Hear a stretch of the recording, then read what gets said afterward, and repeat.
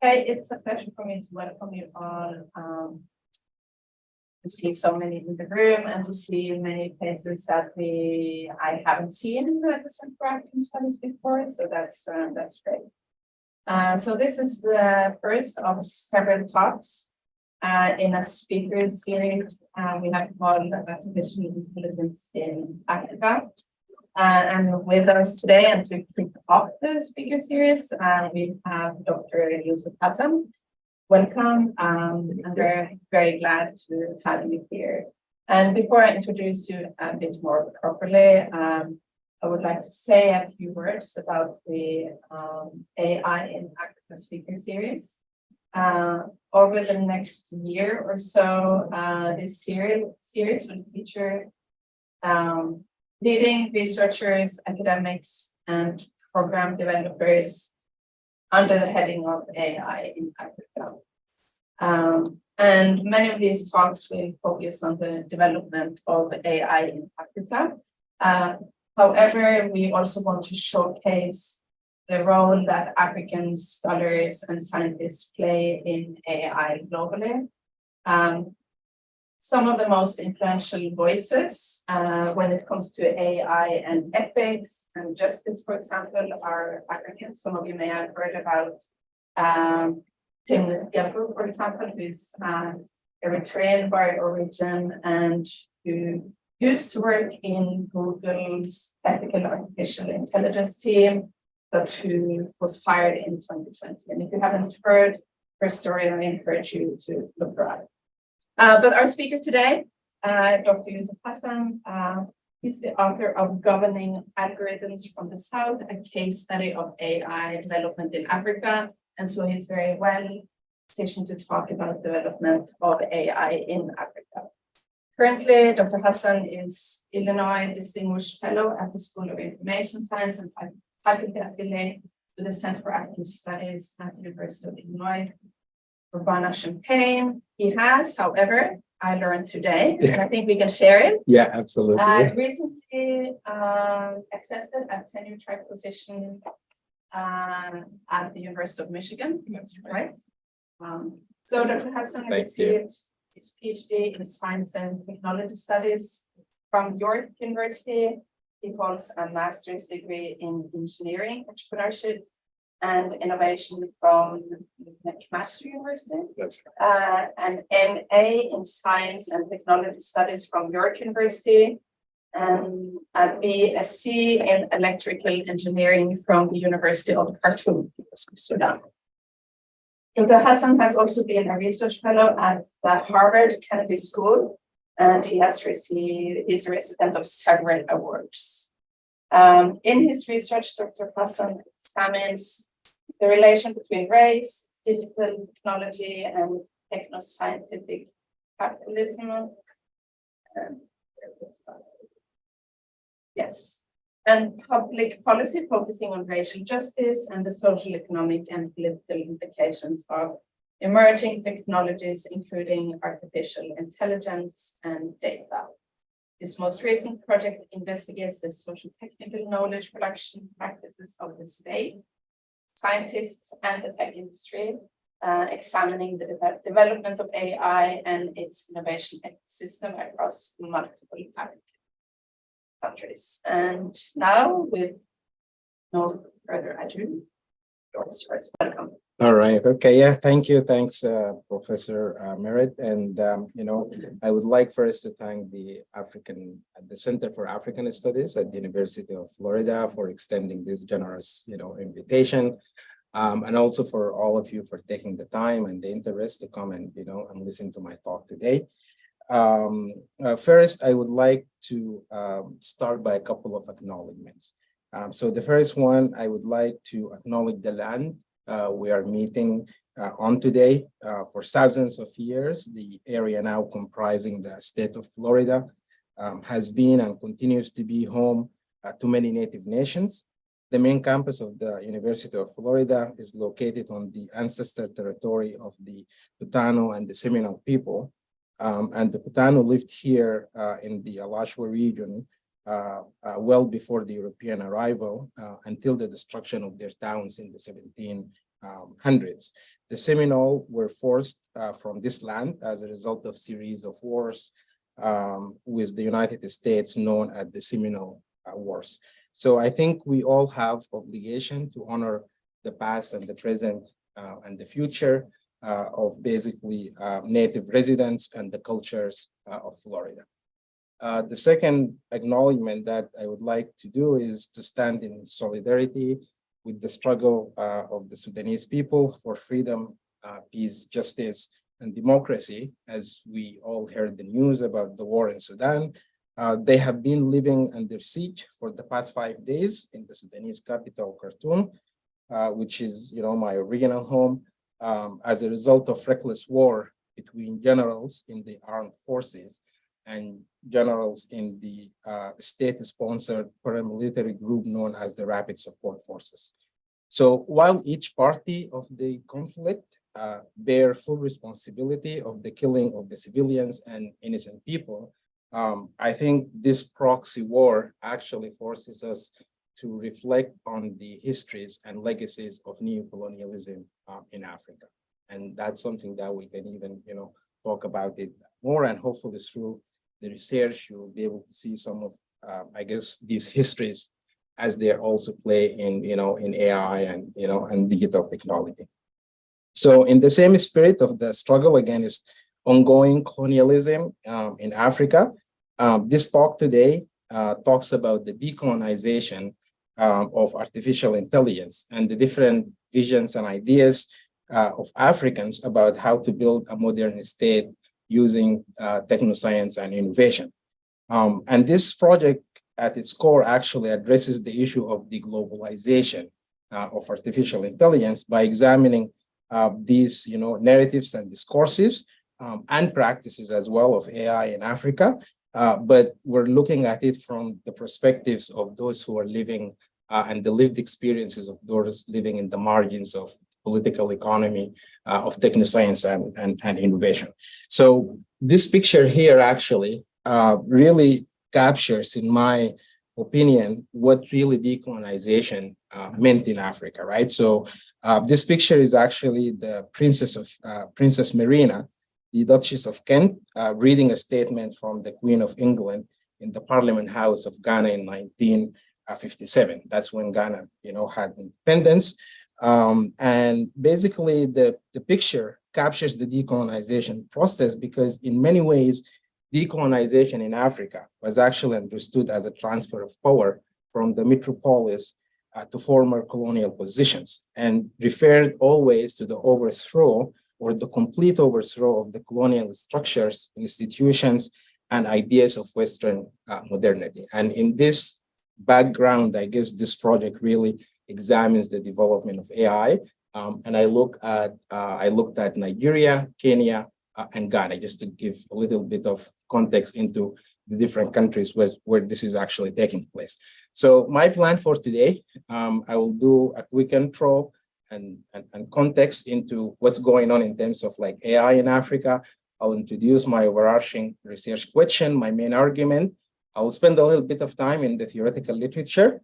I think it's important, and I include it in this presentation because I think there's a lot of discussion around decolonization, and I want to highlight actually the fact that decolonization is really different from between geographies, right? So decolonization in the States, it's not the same like decolonization in Africa or in Latin America.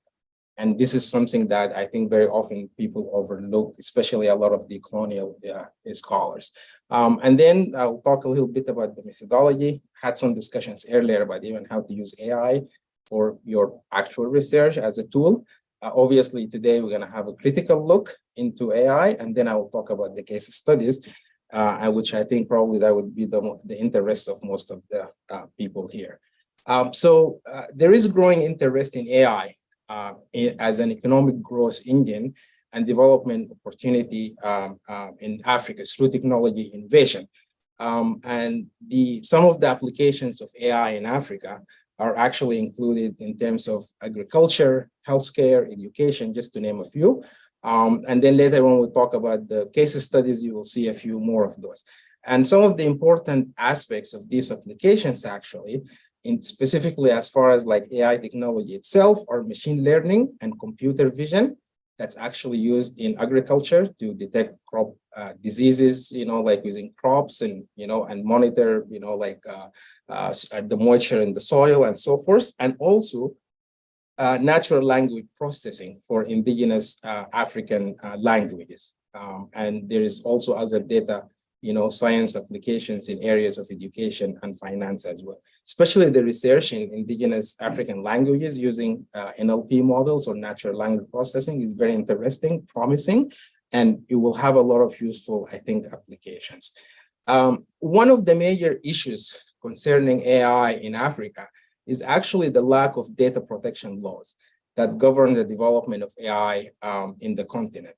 So as you can see here from the figure here, and this is a snapshot, in 2021, it shows that more than half of the African states don't have data protection laws, and the ones that do, it doesn't really address the current innovation practices of AI. So a lot of these protection laws were developed earlier at the beginning of the internet, and they're focused a lot on privacy.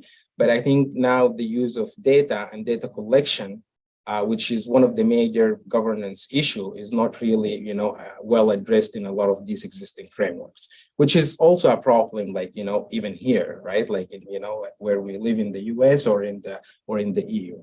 The other issue, which is one of the major concerns for this research, and as we will see later how it really intersects with issues of decolonization, is basically, as the map here shows, that the majority of AI ethical guidelines are being developed by Western countries. So there is a huge push towards AI ethics, right? Even in computer science programs, in engineering, in data science, everywhere there is an AI, there is always, discussion around AI ethics and, and the consequences. So there is this awareness around the ethical issues around AI development.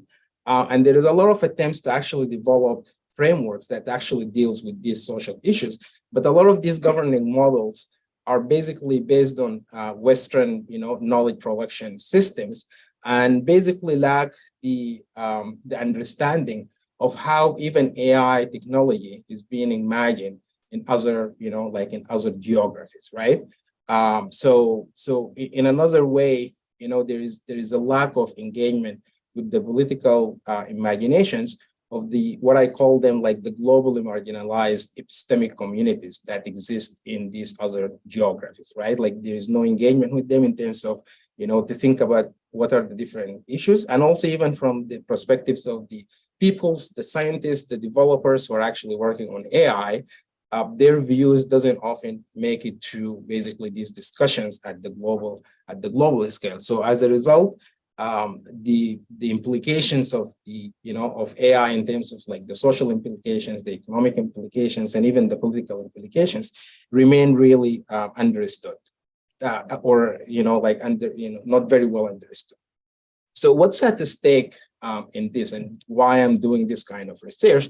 Because the lack of perspectives from the globally marginalized epistemic communities in technological innovation and advances in AI really threatens, the diversity, the equity, and the inclusion in the scientific research and circulation and adoption of AI.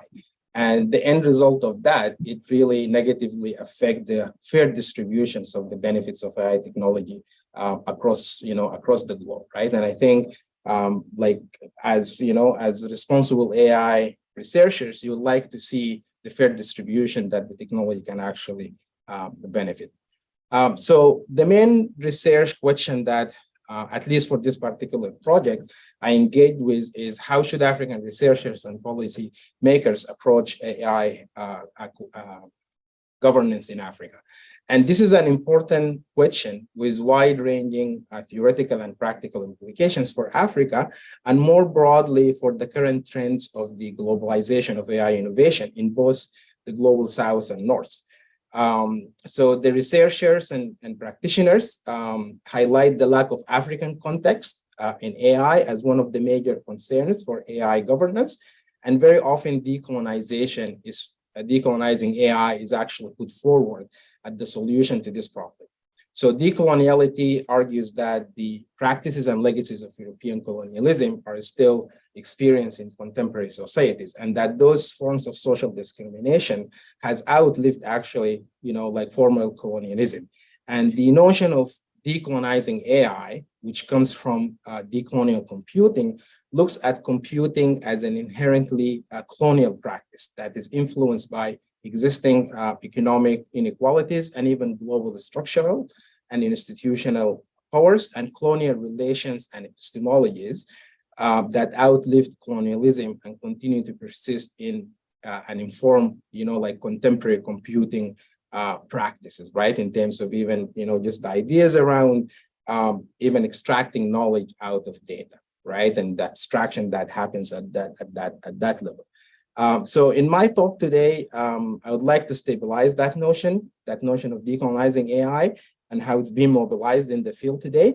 And I would like to argue that technological innovation in AI in both its socio-technical imaginaries and political economies of innovation excludes marginalized countries, nations, and communities in ways that not only bar their participation in the reception of AI, but they are also being excluded from the imagination and the creation of the technology itself. Everyone talks about the implications on the receiving end, and the assumption is just these communities are just in the receiving end of the technology, right? And we're trying through ethical AI development, through responsible AI, trying to minimize the harm to these communities. But I think the story goes deeper into that, and a lot of these communities are actually engaged in the creation of the, in the creation of the technology itself.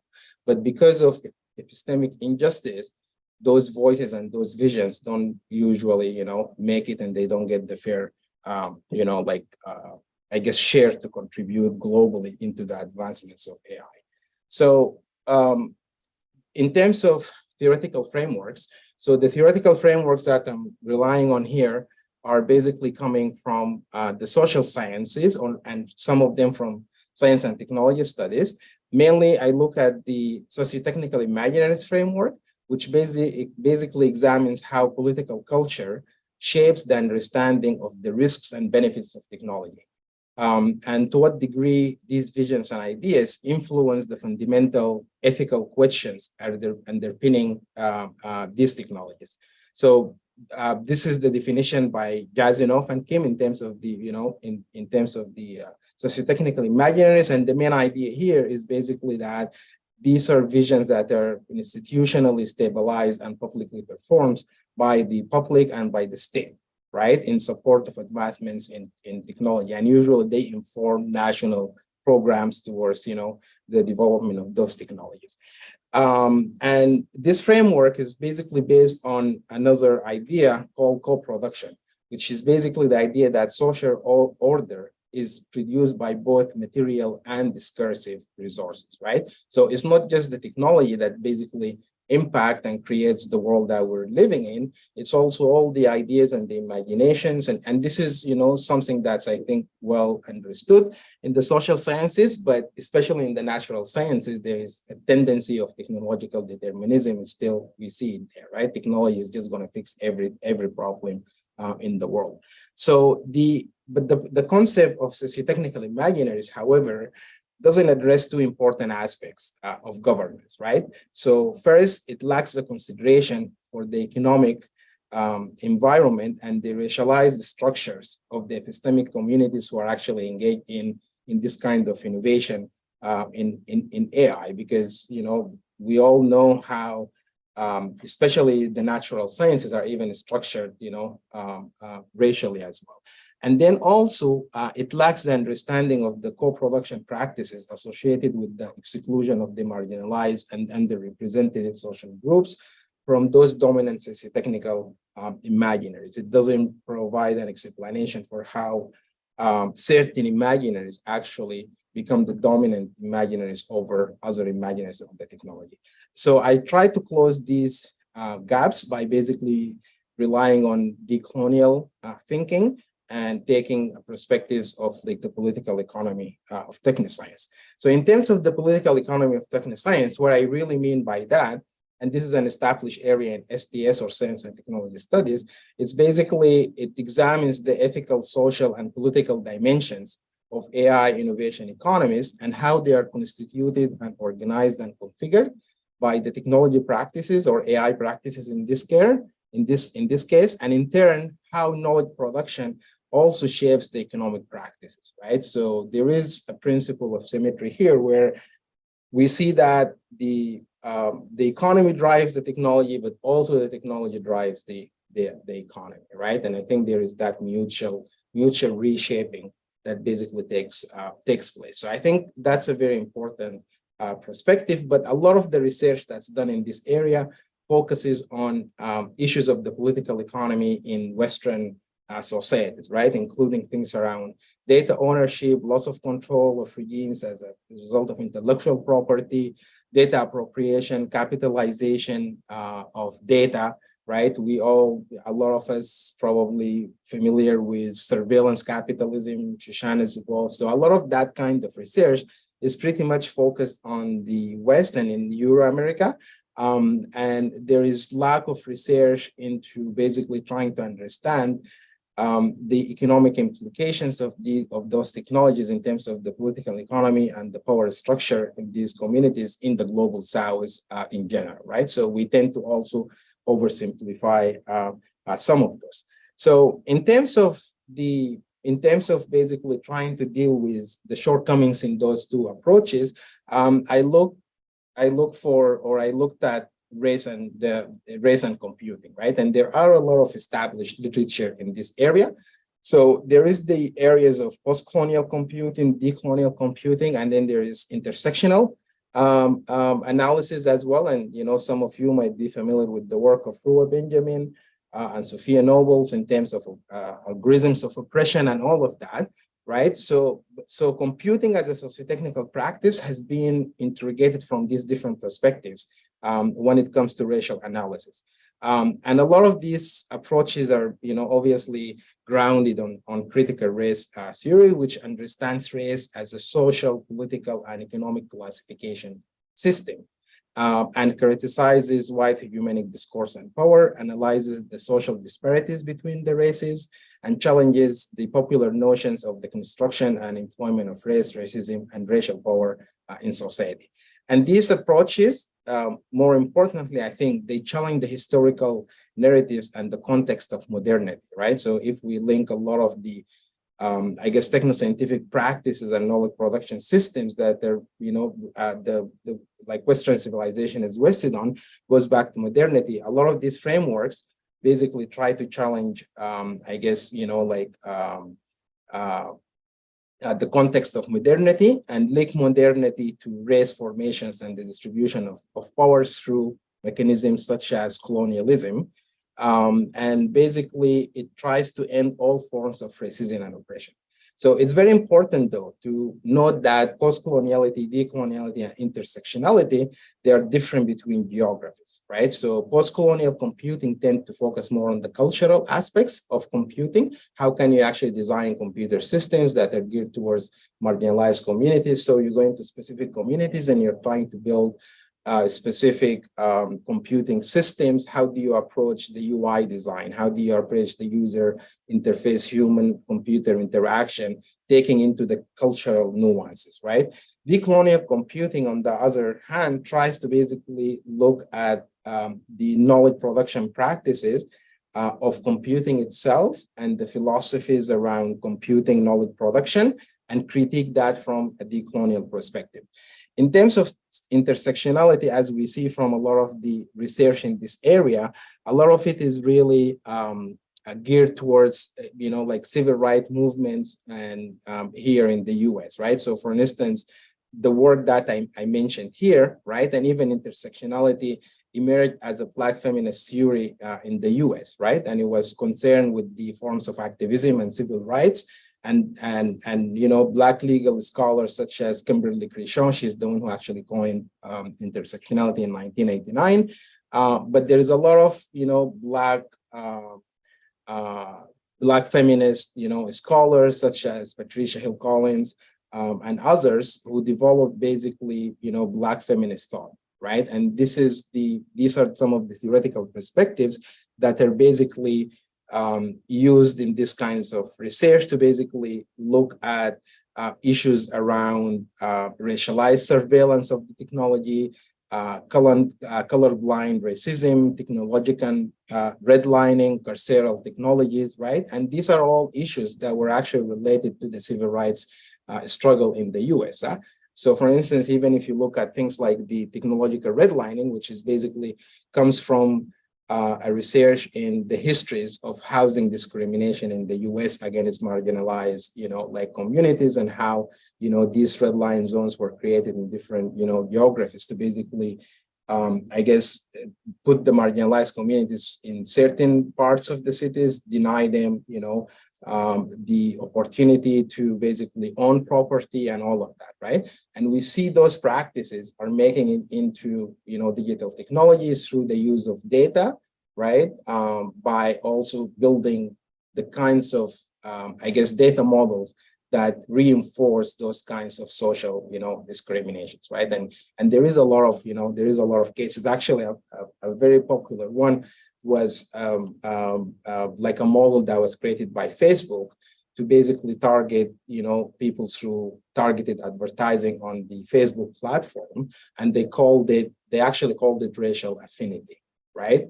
So and the idea behind it was basically collecting a lot of data, trying to basically identify the racial orientations of the different people, and that data gets sold back to advertisers, right? So obviously that backfired on them.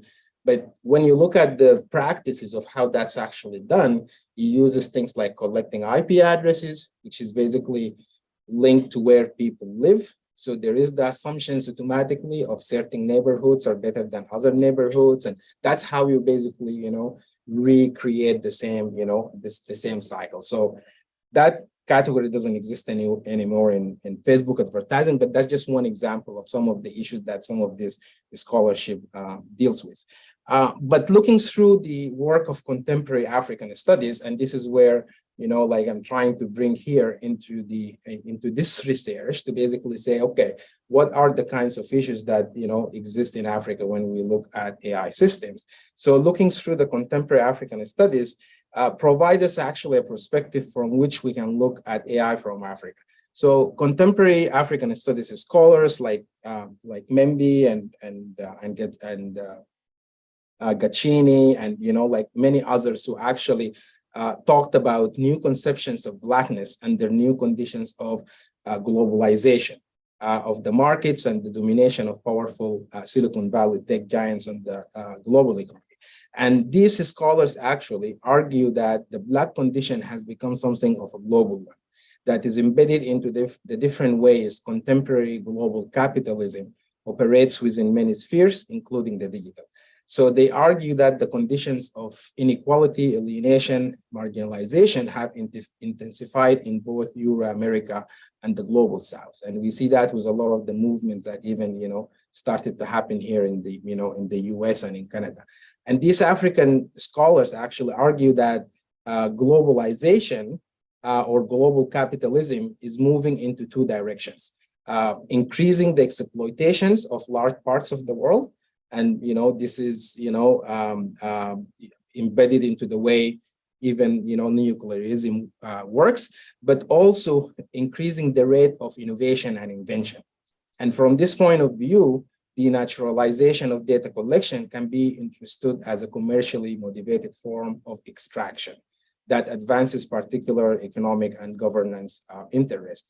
And some of this literature basically deals with data practices in digital platforms as being informed by characteristics of European modernity, such as absolute universal rationality, which is reproduced through data colonialism by its logic of universal data extraction and the management of human beings through data. And as you will see later, as I talk about some of the examples in Africa, there are different conceptions about even how to think about data, right? Because the dominant conception here is all around the economic value of basically the data and how we can actually extract economic value, right? Hence the, data colonialism or surveillance capitalism or all of these other terms. So scholars like Membia and Gaccini argue for the need for epistemological decolonization, which in essence resists these AI data colonialisms, right? So we could think about data in a completely different way that's basically not necessarily linked to how specific economic models that power, for instance, economic systems here globally or in the West basically operates, because there are different perspectives in terms of how to extract data, how to extract value out of data, or what does it really mean to basically extract value out of data in a context like in the African context, right? But a lot of the time, people don't think that way, and they take a lot of things for granted. But I think the main idea, and what these contemporary African studies scholars, and this is what I'm trying to do, is to bring the ideas of African studies scholars, especially around race, colonialism, and basically modernity, especially the critique around modernity and knowledge production, to these computing practices. Because what they're really trying to do is they're trying to shift the project of theory making to the South, right? They're basically trying to argue that there are contemporary practices in the margins that basically, forces us to reflect and think about how the margins are actually engaged in creative articulations of different modernities, right? So it's not just one modernity, which is Western modernity. There is multiple modernities, and there's a lot of communities in the global South that are engaged in these creative articulations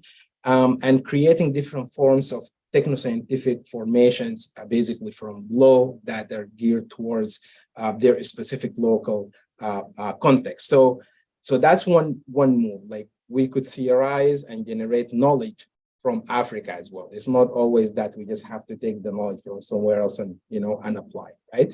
The second move is really trying to emphasize that decolonization in Africa really meant the complete overthrow of those institutions. And basically, there is a very important political dimensions into decolonization in the African context, because there is the issue of technological sovereignty, right? And there is the issue of autonomy, right? So a lot of these communities would like to have more control over the creation, over the creation of the technology itself. So I think this perspective is very important. And as we go through, the research, I guess, you will see how some of those conversations that are taking place in Africa reflect those kinds of ideas. So this is just briefly, quickly about my methods here.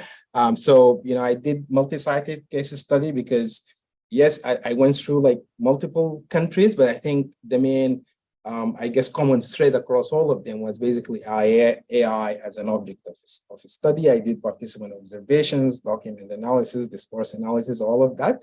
So it's mainly qualitative, basically, research.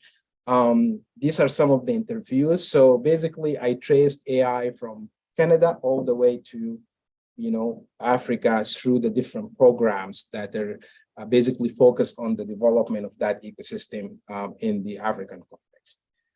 And we'll talk about that some more. So I just included this slide quickly. So I used AI as well to transcribe my my data. So I'm not against AI, right? And I'm a developer as well. So yeah, so basically there are two case studies, right? So basically I looked at a program called Artificial Intelligence for Development Africa. And the other one, I looked at the AI lab in basically the data science Nigeria lab in Lagos, right? So the AI for Development program, this is basically a case study that basically focused on the deployment of this program. And this program is funded by the International Development and Research Center, IDRC, of Canada, which is basically the Canadian government agency for international development. And this program has three pillars: AI capacity building, AI innovation, and AI policy. And it's deployed across a number of African countries. So my case study basically focuses on capacity building,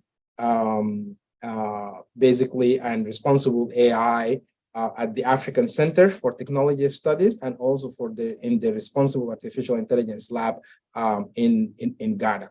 ACTS is actually an intergovernmental organization. It's an African one based in Nairobi, and basically looks at the use of science and technology and innovation for sustainable development in Africa. And ACTS was actually the main administrator of the AI for the program. So this program, this map shows the deployment of this program across Africa. So as you can see here, there is a lot of initiatives. This map, I think now is like a 1 year old.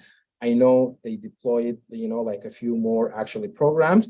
And now IDRC has partnership also with SIDA, the Swedish, basically, development agency, and GIZ, the German one. So, and there are some other projects that I'm interested in. There is this project called Lacuna Funds, which is now includes also partnership from Google and Facebook to do data collection in Africa and have it as an open, just open data, right, that people can collect. But you can see that there's a lot of activities around AI basically in the continent. And this is just in the context of international development, right? So there is a lot of other activities on the commercial side. These programs targets universities, research centers in Africa. In my discussions in some of the interviews, there is hesitation to bring the commercial and industry into some of these programs. So they like to basically be engaged with, civil society organizations. But I think that's probably might change because there is a lot of philanthropic activities by corporations in AI. And this is one of the things we'll talk about later. So the second one is basically the AI lab in Lagos or in Nigeria. And here I followed 5 startup companies that are working on those different areas of development, building AI models and AI systems in agriculture and farming, transportation, insurance, education, fintech. And this lab is part of what they call it like a regional innovation center, right? And there is a lot of those tech hubs in Africa now. So this study, this is just before the pandemic. I think probably there will be a recent one coming out. There is 618 tech hubs spread across basically the continent, right? So a lot of them are doing different kinds of technological, projects and innovations. But as you can see, with the push for AI and data, we're going to see a lot of those actually, focus. So each one of them right now have some sort of, AI or data, projects that's funded by someone in, in these centers.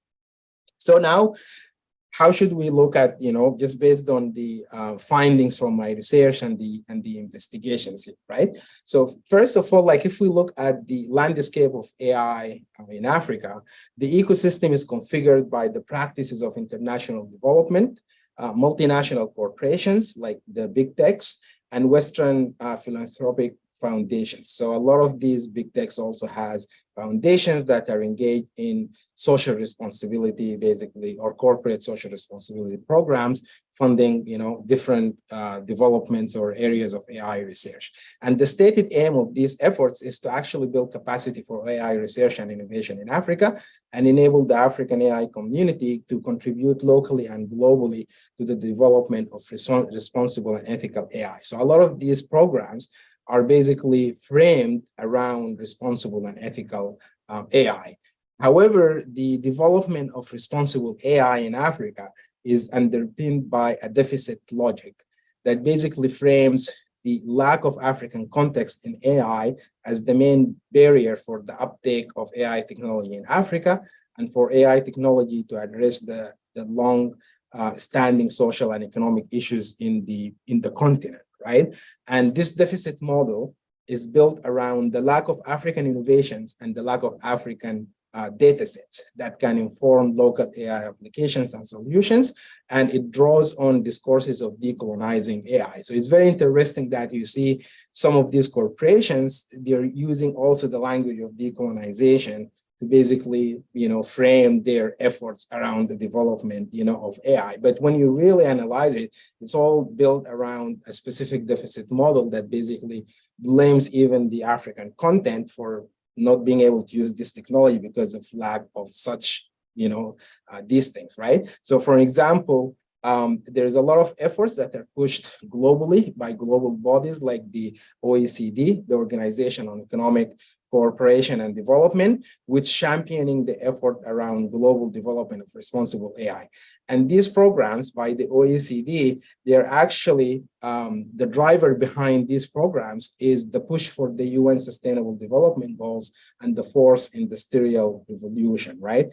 The four, the fourth industrial revolution, which is basically, if some of you didn't hear about it, it's a new vision that was put forward by the World Economic Forum that promotes emerging technologies such as AI, IoT, blockchain, and those technologies that are going to power the economic development globally, right? So, so we went through, the past industrial, three industrial revolutions now from, the steam engine, and then we had the digital one, and now we have this fourth one that's coming. So it's, it's an imaginary of this new, industrial revolution, but it's really powered by AI, right? And there is a big push to basically say that, well, the global South should really not miss out on this revenue, this revolution.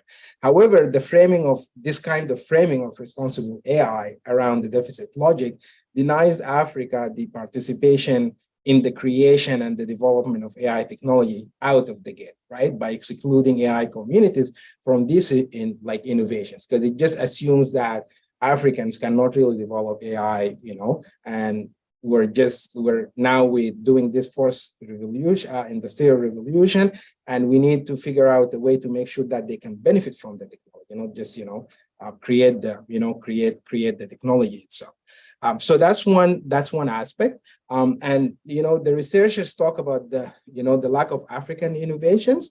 And basically, and when they talk about that, they're talking about innovations that are coming from African companies, create new markets, and can compete globally, similar to what China did with Alibaba and ANT and those innovations that basically created that kind of vision. So there is a push or aspirations for basically creating those kinds of innovations in Africa. So this is one of the quotes, for instance, that, how researchers talk about it. So they want to basically, this researcher here is saying that we want to empower ourselves to be able to be in charge of our own process of coming up with our own solution. That's what I meant by decolonization. We don't have to wait to become secondary. And he goes on to basically talk about how whatever they're creating, they're thinking about it in terms of how they can scale it beyond the local context and goes beyond, the community, country, and society, and compete with, and so they don't have to wait for basically big tech to come, and do that kind of innovation for them. So the second one here is basically refers to the lack of African data sets that can inform AI research and development. And this is one of the major issues, because even when we're building these kinds of models, a lot of the data, even in agriculture, tends to come from basically the West. So this is kind of how it's basically, framed in that context, that basically, if you want to apply. So this is one of researchers who's working on agriculture and talking about difficulty in terms of basically getting data sets that can basically create accurate models for weather prediction, moisture, and agriculture prediction there, because a lot of these models are basically loaded in Western environment. So there is an issue around the creation of that data African set, and as I mentioned earlier, there are some projects that are basically trying to deal with that. So the deficit model that I talked about around responsible AI, it's also something that's being talked about here in the global north, right? In Europe, in the States. but the way that it's actually framed is a little bit different. And I put this comparison map just to show you how even the imagination around some of those issues are actually done. So for instance, what's at stake here in the States and in the West is around economic development, right? Where in Africa, it's a lot of it is basically framed around global inequalities. And the controversies that are emerging here is around surveillance, control, social justice issues, wealth distribution. But coming out of those civil society organizations, a lot of the issues that they're dealing with around Western domination and social and economic exploitation, right? Meaning that like how is the data is going to be really used, right? And a lot of the research here is focused on R&D, new development and innovation, and it's actually funded by national government programs like the Science Foundations here or venture capitalists, but also in in Africa, a lot of it is coming through international assistance, right? And is geared towards basically capacity building or dealing with poverty reduction and and industrialization, right? So I think that's kind of map shows you like how the economy is structured around that kind of development. And when you put the two pictures side by side, you can see the path that the creation of those kinds of programs usually takes. So I guess, as I said earlier, the researchers and policymakers, they highlight the issue of the lack of African context, as I explained in this AI. And the lack of African perspectives in in AI development as the major concern for how the continent can benefit from this. And this current discourse puts the idea of decolonization or the notion of decolonizing AI as a solution to this problem, right? So basically, but when you look at the way that decolonization is basically talked about here, while they acknowledge the importance of decolonization in addressing issues around structural injustices, right? But they also present an alternative approach by looking at decolonization as a technical practice. So for instance, this includes processes of transformation or transformative adaptation of the technology itself into the local context, reverse engineering, different approaches to innovation, such as frugal innovation that are generated by local, grassroots organizations. One example of that is a program to develop low resource computing to respond to the historical challenges of infrastructure in Africa. So I think Tim Lind, I think it's engaged on one of those, low resource computing for AI because, we don't have the same infrastructure in AI, and AI is built around just the assumption that it needs these humongous, data centers, right? Which we don't have there. So, but I think what they're really trying to highlight in a lot of ways that their discontent with the way decolonization is talked about in AI ethics, especially from a Western perspective, is basically stems from from two issues, right? So it's confining the innovation to just colonization and doesn't adequately reflect the realities of what's happening on the ground, such as some of these, innovations that I was talking about. Additionally, it does not respond to the issues of how AI knowledge production is actually adapted to the local, context.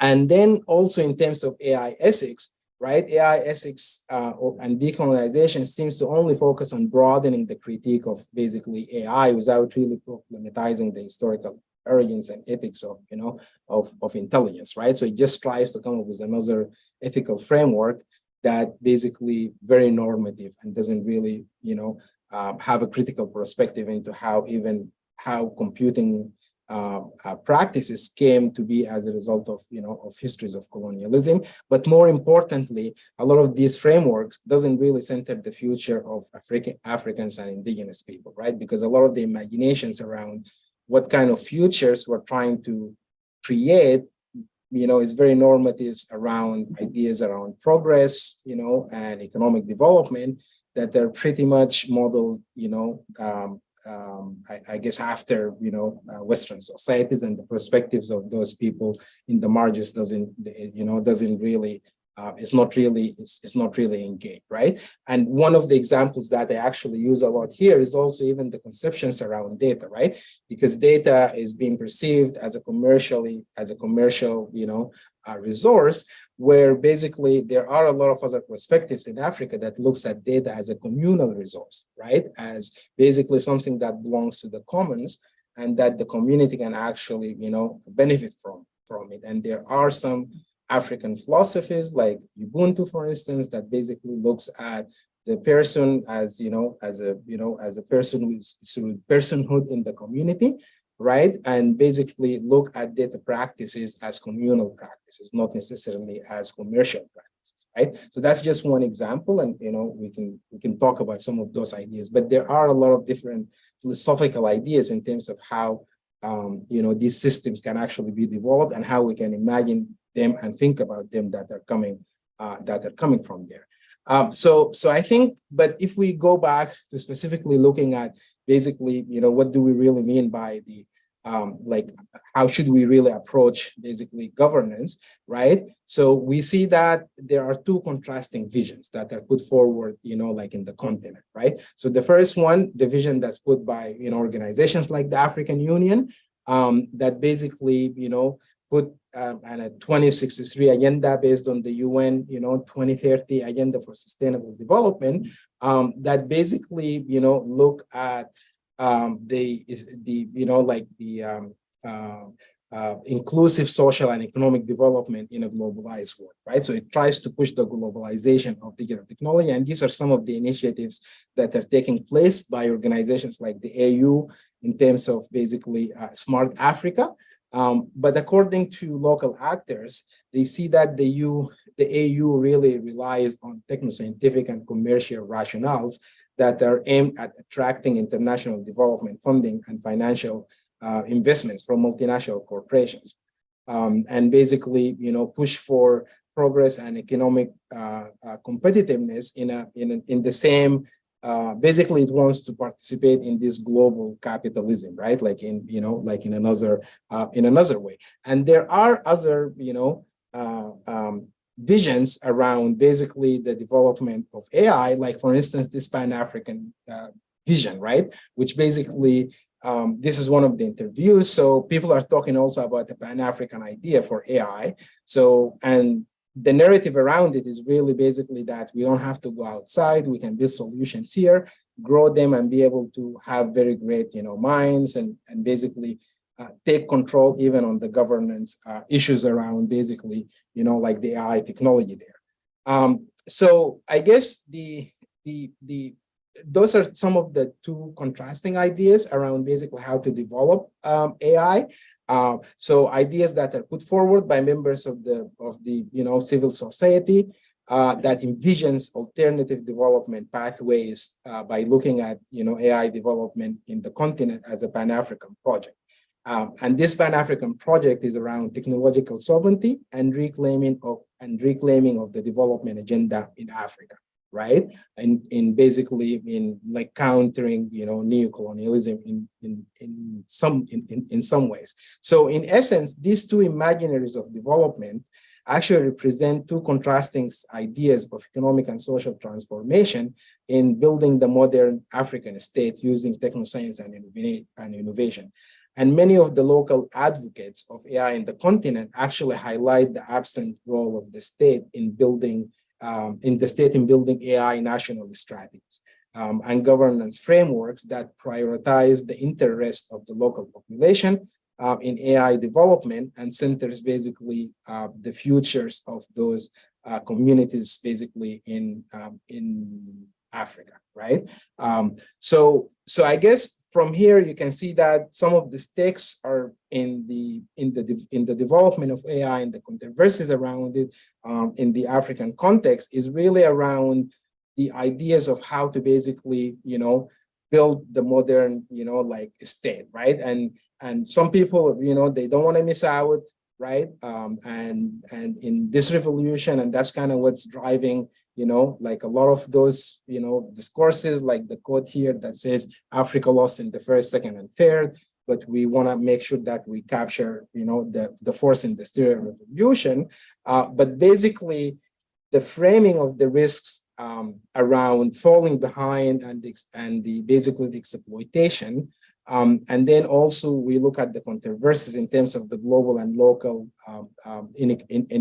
inequalities, and how I guess like different actors try to bring closure to those conversations by nationalizing the development goals.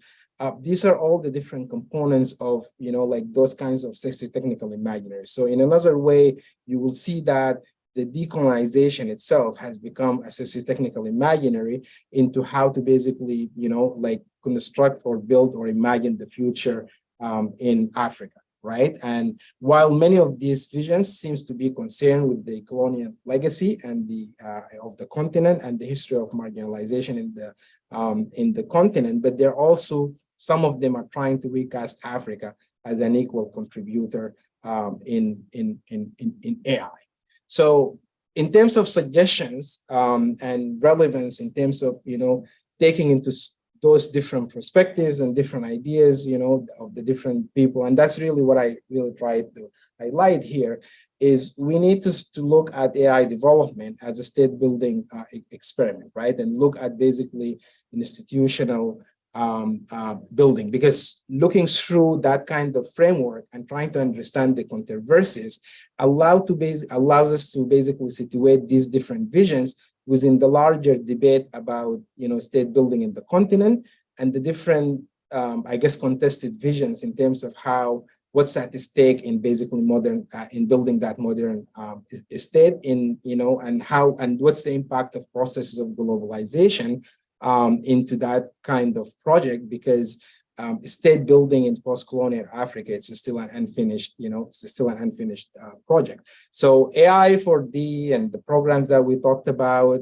are not just about developing AI innovation, but are also equally about what kind of futures Africans, need out of AI development. But this obviously requires institutional buildings that are not only, those institutions need to be not only able to support the development of AI, but also capable of bringing the multiplicity of visions and contested ideas about what does it really mean to do AI for a particular, community.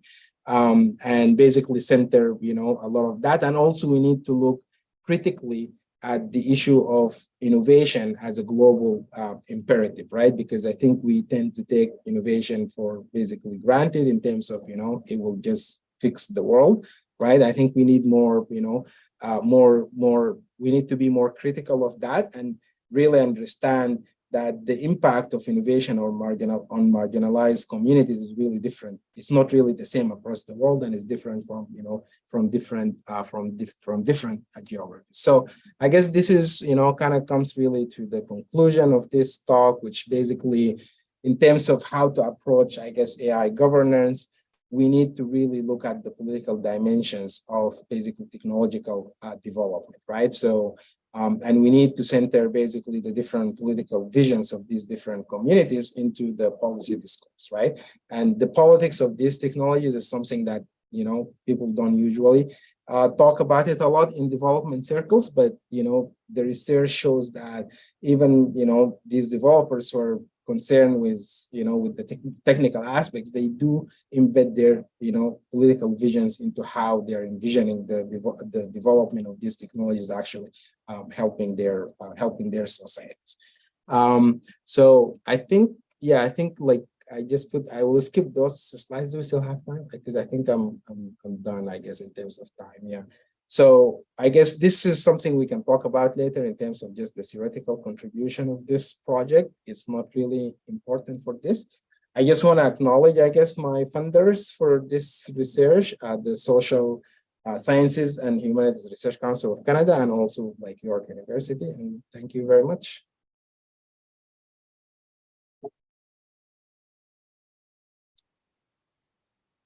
So we have time for questions, so feel free. All right. All right, thank you for your presentation. Very thought-provoking. I saw some very interesting slides that I took some pictures of, hope you don't mind. Absolutely. But I'm curious if you could give us kind of your take on the ecosystem in which AI is developing in Africa in terms of, is this driven mainly by NGOs? Is it, you know, you said it's not a lot of private industry, but to the Yeah. extent you're talking about private industry, we're talking about universities, we're Yeah. talking about NGOs. How many people are engaged in that kind of work on the continent? Yeah. And, you know, kind of where are they located? I would imagine you have the same kind of concerns with not only ethics of AI, but ethics of development in terms of, you know, who's funding this, where it's Mhm. going. Yeah. In terms of dealing with private industry that's coming there and good governance in Africa in terms of who's getting the contracts and where the money is going and who's having access. So can you give some Yeah. of your comments on those? Yeah. Yeah. issues? Yeah, absolutely. Yeah, thank you for this question. Is really important, you know, question. And actually, like one of the challenges I had at the beginning in terms of how am I gonna, you know, research this, because it's very, you know, distributed like across different African countries. It's very hard to have, I guess, the criticality that you need to kind of do, like, you know, a specific research program. But what I ended up doing is like follow the money, basically, right? So the the ecosystem was really pushed a lot by IDRC, the International Development Research Center of Canada. So they put like a lot of program, and actually they work a lot to bring other partners into the program, right? So they have long history of partnership in international development. We see that with the Swedish, right? But I think now the partnership includes Germany as well. Interestingly enough, you don't see a lot of programs from the US there. But there's another side that I don't talk about it here. It's just because I didn't have the chance to really research it thoroughly, but the involvement of China in basically pushing AI as well, right?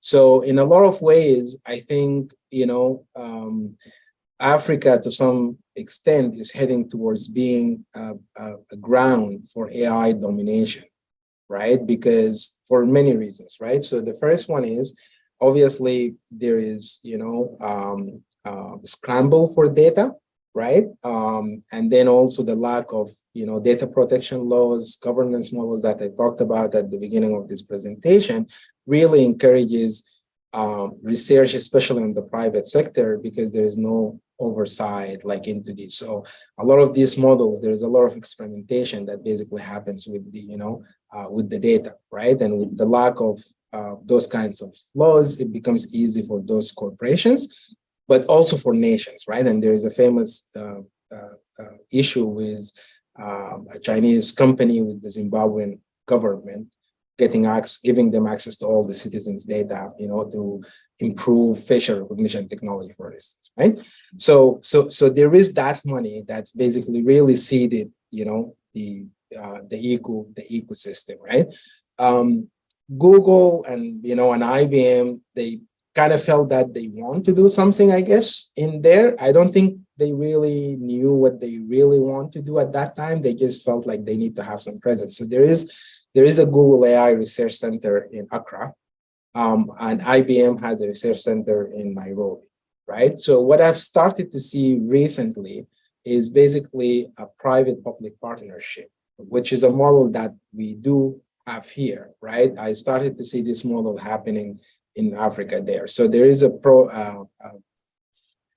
new program called Lacuna Fund for data collection. I think I mentioned it earlier. It is a private-public, you know, partnership, right? So, like in terms of on the receiving end, right? There are universities, there are some programs, but these are still not established AI or computer science, not established computer science programs, right? So it's mainly, even I looked at a lot of the funding that went into PhD research done by PhDs in, in Kenya. And this program has researchers from different parts of of Africa. A lot of it is really driven by the interest of the professors, or there is a particular center in the university that's looking at that particular problem. But I think there is no that kind of education program is not institutionalized yet. And that's what I guess IDRC mean by talking about capacity building, right? But the commercial sector, when they talk about capacity building, they really mean like AI talent, right? Like basically, we're gonna have a critical mass of African developers, or have the skill set and all of that, and then they can basically engage on those kinds of projects. And there are some smaller companies that have started to basically appear in Africa where they can do outsourcing, right? Because that would be one of the models, is to basically outsource a lot of the development of this technology in there, and it's cheaper to do it, and all of that, right? So I think it is like a lot of these things are happening. And the PhD research perhaps is in a slightly larger scale. Some of the commercial scale in terms of startups and stuff like that is not like what you will see here in Silicon Valley, but it started to obviously happen, and I think it will develop, especially as we tend to have these economic crises every once in a while, and capital will look for different places to basically invest, right? So that's kind of really the big picture, and that's why I think it's very important to start looking at this, to look at this development now with a critical lens, right? Perhaps maybe we can intervene somehow, right? And there are some countries like Ghana and Rwanda, for instance, who have AI strategies, right? So this is also something that's started to come at the governmental level. Hope that answers your question. Yeah. Hi, my name is Basha, and my research deals with what I call white collar colonialism in multinational companies that organizations in Jakarta. Very interesting, yeah. And I was so intrigued watching your presentation with social imaginaries, decolonizing things. So I just want to know, in terms of, and just to give a definition, white collar colonialism is acts of oppression from foreign multinational expats toward native employees in their own countries in a multinational context. Yeah. And I just want to know, in your view, in your current research now, how does AI play into that kind of colonialism that occurs in multinational workspaces? Yeah. Thank you. Yeah, thanks for your question. It's very interesting. I didn't really thought about that dimension, but now that you mentioned it, like I find it actually very, very interesting. I wanted to do that kind of ethnographic, I guess, research where I go into a company and I tried to contact IBM in Nairobi. I just couldn't get into embed myself with them, so I had to do interview. I think to do that kind of research, you need to be embedded somehow in the local environment, and then COVID came as well, kind of really affected the way. But I think that's very important. I guess I don't have an answer particularly, especially in the African, in the African context, but that reminded me in terms of the same notion, perhaps not exactly the same, maybe theoretical perspective, but the same notion in international development, right? Because a lot of these programs are envisioned and put together by, officers of development from these, multi or international, aid organizations, right? Although there is a push, right, in international development towards development ownership, right? Meaning that, well, we'll have the funding, but the imaginations and the creation of the program itself comes from the local, right? But people are also critiquing that and questioning it because of the power asymmetry between the receivers of the funding and, and the funders, right? So to what extent really local, I guess, organizations have autonomy in terms of basically, constructing those kinds of research and directing the research towards their goals, right? So I think that could be, something similar. I don't know if people looked at it in terms of like colonialism or decolonial perspective, but definitely touches, touches on that. Yeah, but I don't really have a specific answer, but it definitely provoked some thoughts, ideas. Yeah, thank you. All right, I guess and then So I forgot who's actually signed up on the list, but I know there was petition that was recently signed to, I think, like Elon Musk with dates on it, sort of like all production and AI technology. And I was just curious what your thoughts were on the dangers, I guess, posed with the innovation of AI development right now. Just give your thoughts on that. I saw that's news. I didn't get a chance to like follow it very closely, but it's definitely recent development. So I think I guess just some early, I guess, reflections on that, right? I think it's not really new that people talked about the rate of invention and innovation, right? Like this is being a problem that critical scholars of technology have been actually talking about it in really, for a really long time, right? I think now I just wonder what are really not to be just skeptical, but I think we all need to be skeptical. That's how we do good scholarship, in my opinion, right? But I think you need to understand or see what's behind that call at this particular moment, right? Like in development, because I think also there is a big backlash against big tech in the public, right? And also in institutions, right? Like in the government, there's like hearings in Congress, right? So I think people are more aware of that, right? So I think one would ask, is that a tactic just to absorb those kinds of, public big, because I haven't seen any proposal to actually not deal with the issues, but even to look at it critically. You know what I mean? Because people, I don't think people are saying we don't want to innovate, right?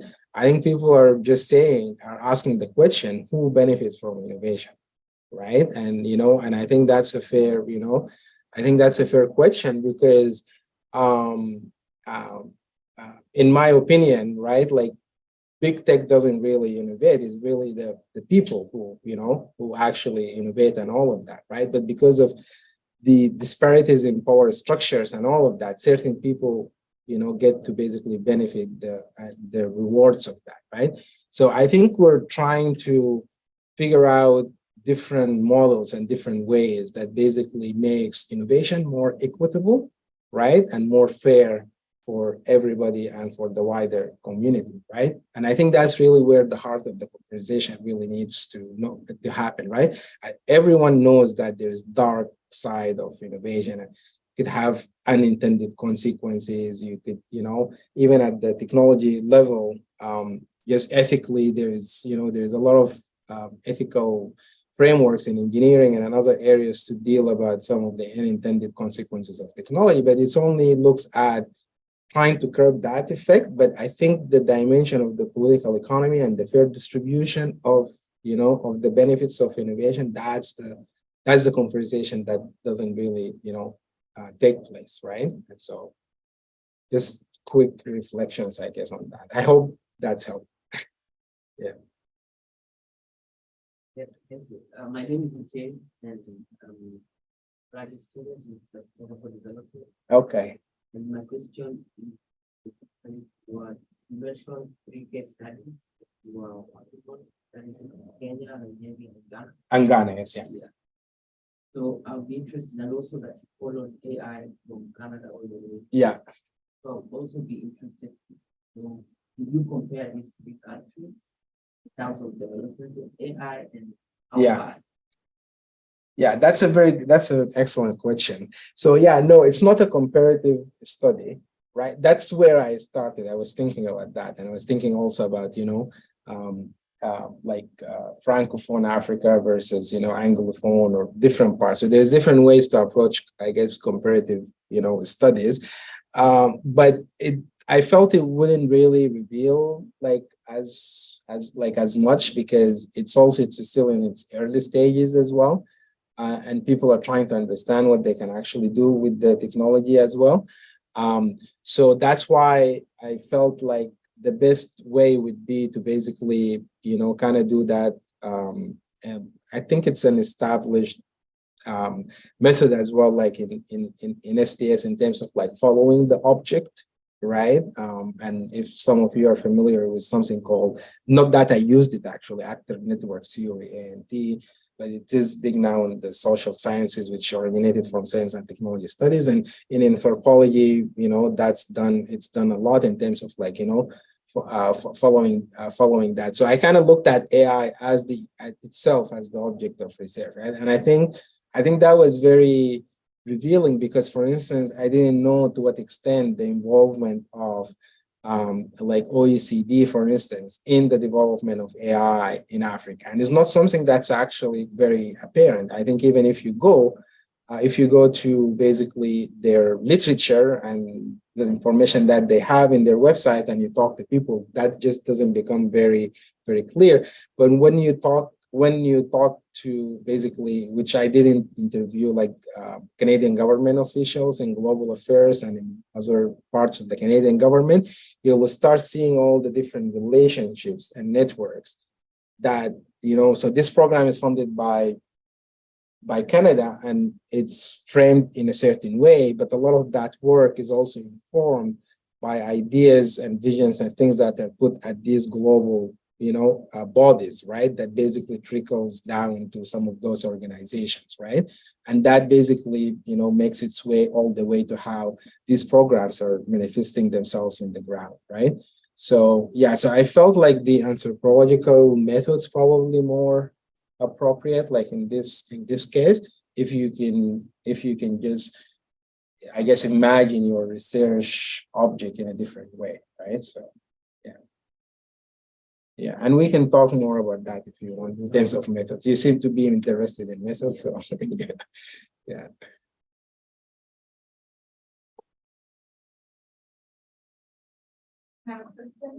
Yeah, in the past, there are wonderful condition. I have a question. You mentioned about a lot of this AI companies, AI labs, when initiated funded by the Canadian agency. Could you elaborate on this kind of what do they exactly do other than by funding? Yeah. Also, you mentioned about collaboration between Canadians and Swedish, and Germans. Can you also talk more about how do they cooperate? Thank you. That's a very good question. And I didn't talk, I guess, enough maybe about it. So basically, the labs are, I'll talk about the structure maybe of them, right? So for instance, there are multiple labs and sometimes, so for instance, the lab in Ghana, right, is developed as a partnership between IDRC and GIZ, right? So they both kind of funded it. And that was an effort that was already established at the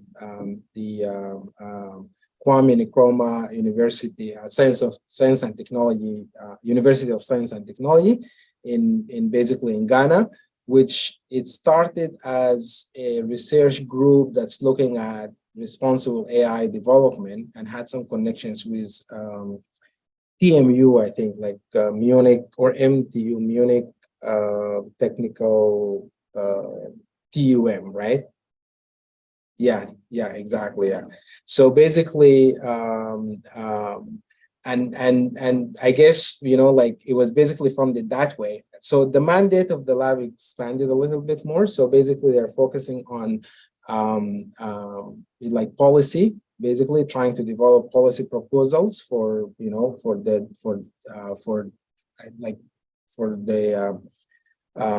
the government in Ghana, but also at the African Union, and they're also looking at the development of AI for energy transition as well, right? So that's one of the other research areas, right?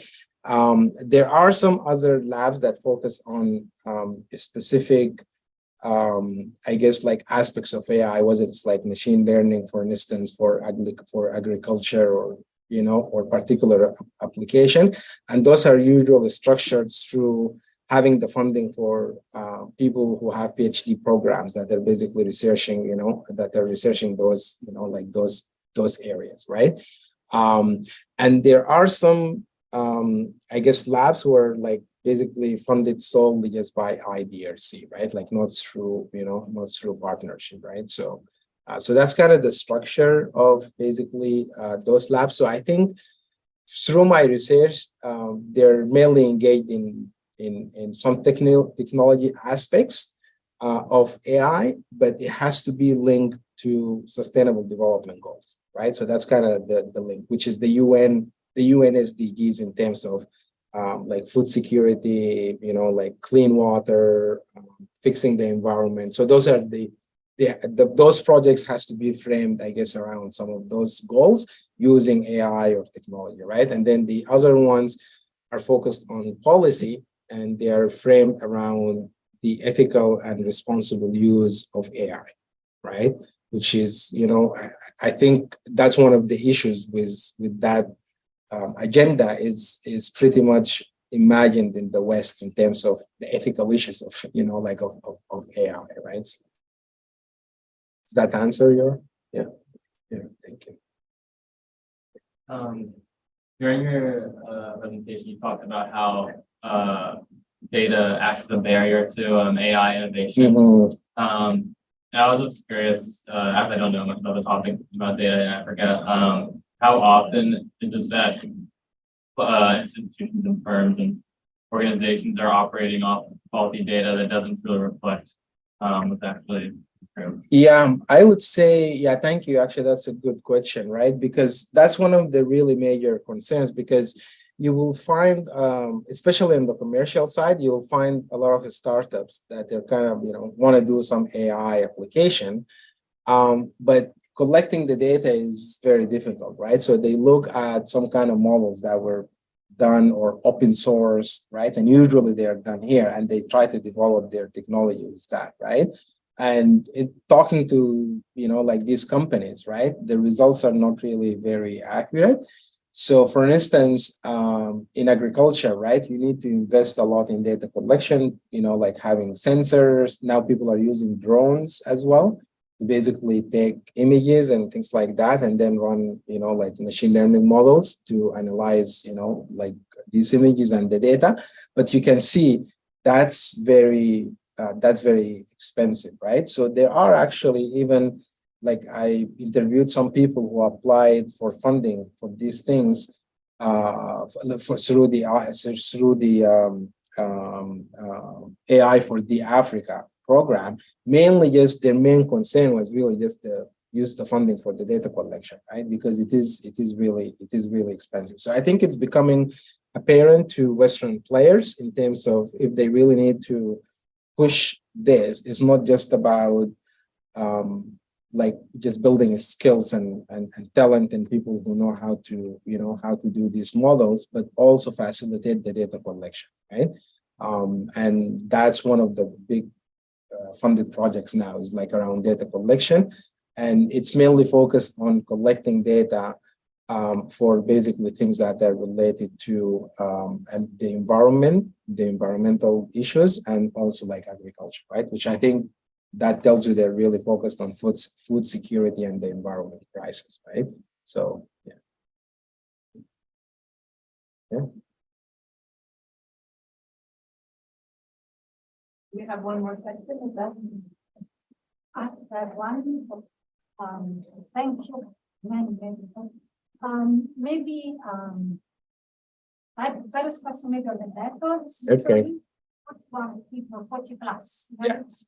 And I was thinking, who are they? What is their positionality? You mentioned intersectionality, but even locations in countries. Yeah. The experience of different according to their positionality when it comes to AI. And are your results also function of the 40 plus people that you happen to said that you were calling AI. You mentioned that data and agriculture as very much, exported, but there are a lot of agencies that generate their own data. You just mentioned. Yeah. Both Yeah. governments. Yeah. And research institutes. So, Yeah. well, I mean, I guess that it's a very exciting new topic, and Yeah. there are many voices. Yeah, And you seem definitely. to give a very uniform voice coming out of Africa, where probably there are many differences. And Yeah. I really liked your last point that this is an experimental state, Mhm. and we know from previous experience with policies in other, but there are a lot of differences when it comes to state capacity and willingness to do things. Yeah, in a way definitely, that I presume some countries could go far, Yeah. in others, and maybe with this question. So, yeah, what is your idea of what has been the experience of the uniformity of voice in the people you have talked to, and who would you like to probably listen to in the next round to listen to different perspectives? I'm thinking developers in Africa and their experience with that. Yeah, yeah. No, thank you. Yeah, thank you very much. Actually, these are all excellent questions, right? I guess, yeah, like I mean, in terms of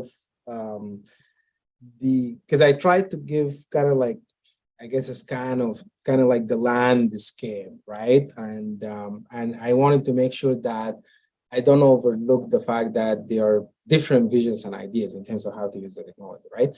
So in this research, by the way, part of my dissertation as well that I did, right? So in the dissertation, I go into a lot of details into like those different, those different visions, the different, the different groups. Even there's a lot of critical voices, even for how decolonization is actually used in this particular context, right? And there's a lot of scholarship in the academy in terms of just decolonization as a metaphor, and and all of that, right? So we have to be obviously critical of that, or aware of that, or mindful of that. So in terms of the different voices, yes, there are so many different voices.